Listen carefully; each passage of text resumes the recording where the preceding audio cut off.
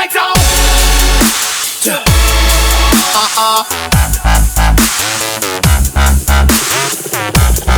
all the lights on.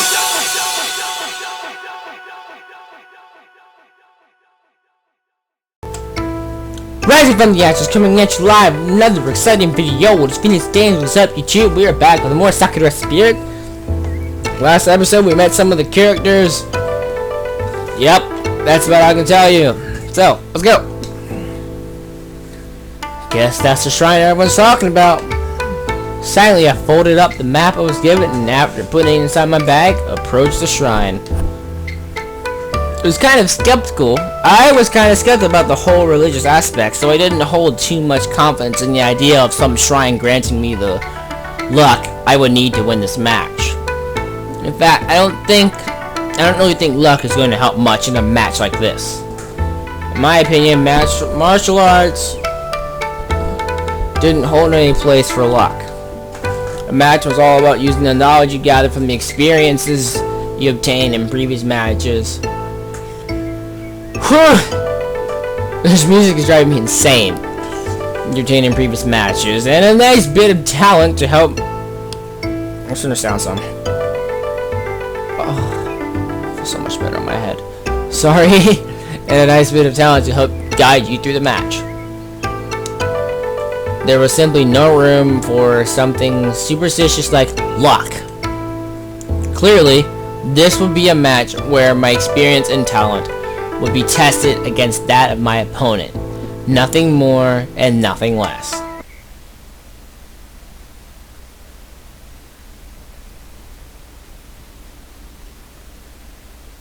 How curious. The boy doesn't believe in superstition, and yet this child of man stands here in that place of power, surrounded by the very thing he denounces. Upon hearing the voice, I looked around, trying to find the source, but there was no one to be seen. Who's there? A classic question to ask, and yet the right answer to ask would be, where am I? What do you mean? Obviously you're hiding nearby. Perhaps, but entertain me for a little longer. Why did you come here if you now believe in things like luck? I came here to prepare myself. Oh, do enlighten me. Do enlighten me about what this something might be that you're preparing yourself for. I feel a bit annoyed at the questions, but perhaps if I kept talking to her, I would be able to find out where the girl was hiding. I'm preparing for a competition. A judo match. Judo? What's that? Seriously? You don't know what judo is? It's a highly skilled combat art. Ah, so you're a warrior, hesitant to go into battle and came here in hope of finding the resolve to fight. I'm not sure about the warrior part. How fortunate. It just happens that there is need for one of your kin. My kin? A hero. This shrine is meant to bless heroes like yourself. However, every great hero has to sacrifice something in return for the shrine's blessing. Sounds like what the others mentioned. However, I do like your version more. Laughing briefly at the story the hidden girl was telling about the shrine, I decided to play along and clap my hands together in a prayer. So what's next? Toss my allowance into the praying box? Don't be silly. Money is of little importance to a hero. For you, the sacrifice will be something much more interesting and precious to you. I look forward to see what destiny has in store for you. As if on cue, the moment the girl's words reached my ears, I felt nauseous, like my head was spinning wildly. Slowly I staggered backwards, collapsing onto my back, and while my vision started to grow hazy, I heard footsteps approach me. Hi. Good luck. You're going to need it. Despite my attempts to get back up, all I could do was briefly look up at the girl. The sight of the horns and tail made me wonder if she was cosplaying as some sort of anime character, but before I had the chance to say anything, my vision was consumed entirely by darkness.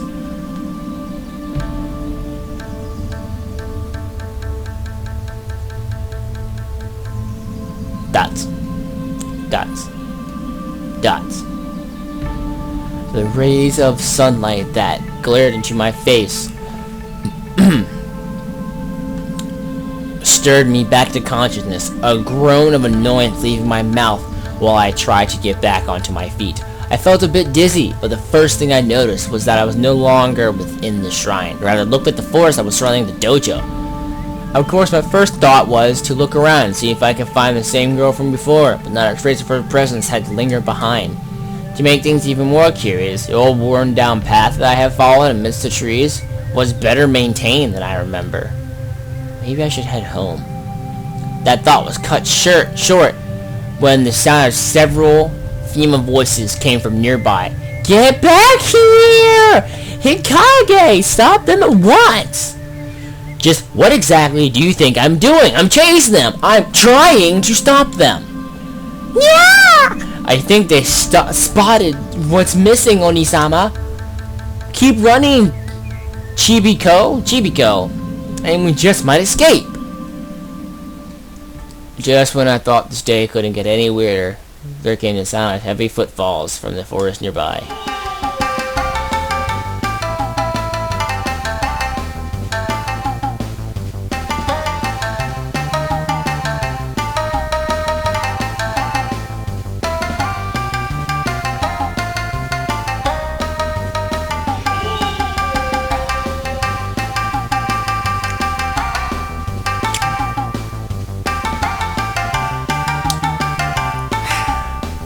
So I've gone from Honey Pop to Furrys.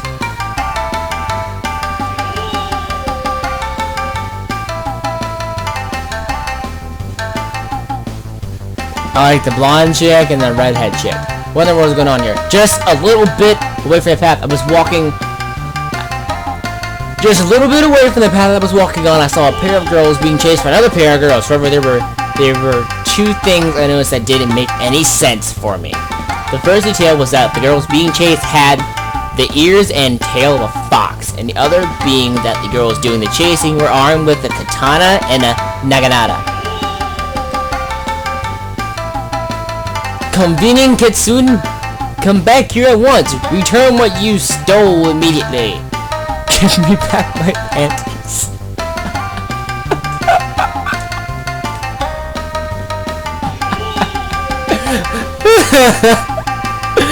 Hikage, how could you pronounce something like that? Panties. Oh no, help, save us from the rampaging woman, While the girls had ran away, seeming to the direction of the shrine, in the direction the shrine was located at, I couldn't help but find myself struggling with the decision to just leave them be. While I didn't know what in the world was going on, the fact that two of the girls were arguing with rather realistic looking props, for surely they couldn't be real, I couldn't call myself a hero if I let such a scene go by the acting. I'm so going to regret this. You are, my friend. Mumbling in annoyance, started chasing after the girl. Hikage, go around to the left. Right! Left! Why do you always undermine me? Oh, Kami. I wasn't saying right. I was, you know what? Never mind. Just run after them. While I was chasing after the girls, I noticed the trees seemingly were getting a little bit denser, making it more difficult to navigate along the path. Onisama, I don't think I can run much more. I'm starting to get a little... Just a little longer, Mako-chan. We're almost... Mako! Not a headache. Not now. Sorry, Onisama. Scissor attack. Whoa.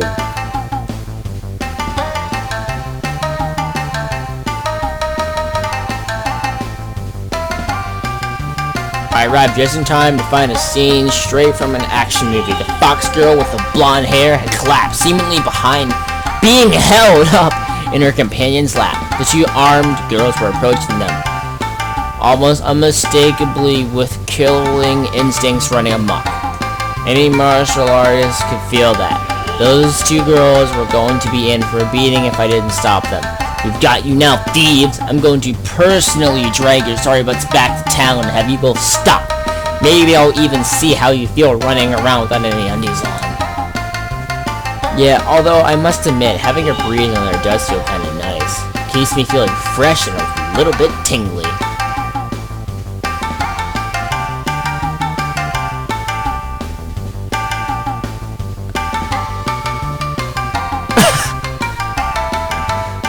Okay.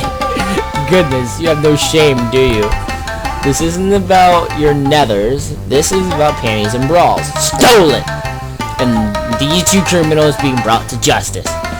Oh, Nisama, it hurts. My head hurts. Shh. It's going to be okay, Chibiko. Hey, you guards, if you're so desperate to have your under back in here, catch! Stop right there!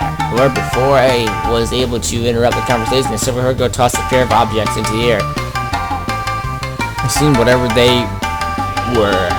The two samurai girls were flushed by the tossed projectile whose trajectory was headed straight towards my face. Ah, good morning! Who the hell tosses up? Peeling off the projectiles from my face, I raised them slightly into the air like a professor examining an important sample, while at the same time the foxholes made their escape. A pink bra and a lady in lacy black panties. Oh boy, I just knew this wasn't going to end up well. Ah, you there. Are you in cahoots with these crafty kitsune? Give those back immediately. Those are evidence of a crime and not for anyone else to touch. Drop the panties right now. I am innocent until proven guilty. One of the golden rules of court. Now stop pointing those weapons at me so I can hand over your undies without being turned into a kebab. What? No, stop. Shut up. Drop the evidence and walk away. I am Tsukino Miyuki, chief of the village guards. Now I'm ordering you to drop what you're holding right now. I don't know of any village guards, and I seriously doubt a cop will go around dressed like that with a katana. More importantly, the ground here is muddy and dirty. You sure I should drop the evidence? I mean, I could, but... Yeah! Before I could react, the pink-haired girl lunged towards me, the spike of her naginata, aimed for my gut. My reflex was caught just in time. I was able to palm away the spear as it sailed through the air. I struck upwards on the wooden shaft of the weapon, sending it up into the air and unbalancing the woman.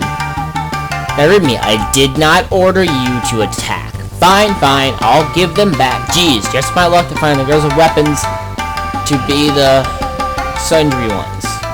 Deciding to extend the hand that held the girls their undies. I tried to hand them over, something that I would soon end up regretting.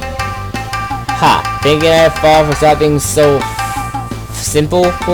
You may have fooled me once, but not twice. The woman swung her weapon wide, arching the thick wooden pole into my side before I could dodge. She then lunged forward and grabbed me tightly, pulling my arms around behind my back and leaving me with sore ribs and in a prone position.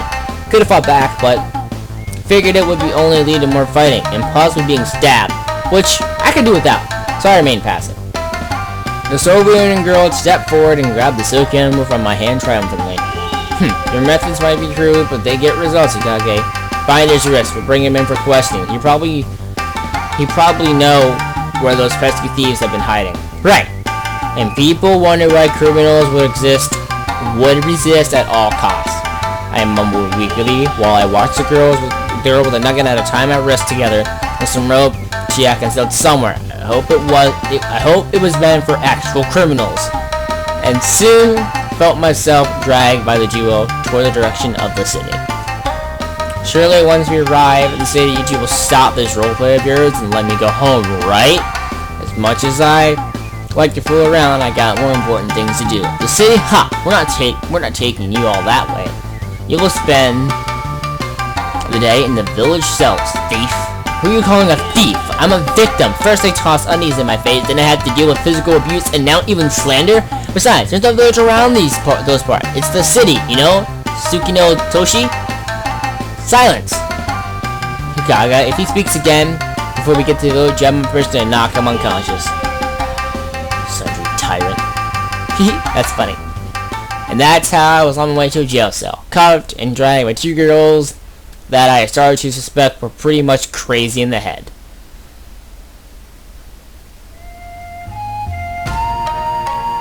When we left the forest behind us, the first thought that filled my mind was the city was panic. The city I lived in my whole life.